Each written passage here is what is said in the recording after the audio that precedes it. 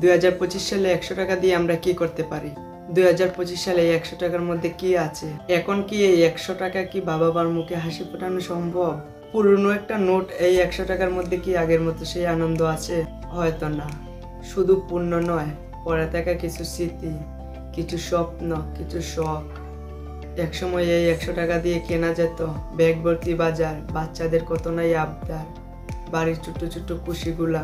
আজকের বাজারে এই 100 টাকা দিয়ে পাওয়া যায় একটি সাবান প্লাস টুথপেস্ট, এর বেশি নয়। 100 টাকা কারোর জন্য চকলেট এবং কারোর জন্য এক বেলার খাবার। আসলে টাকার মূল্য তারাই বুঝে। 100 টাকা এখনকার জন্য হয়তো কম, কিন্তু এর মধ্যে লুকিয়ে আছে অসংখ্য গল্প।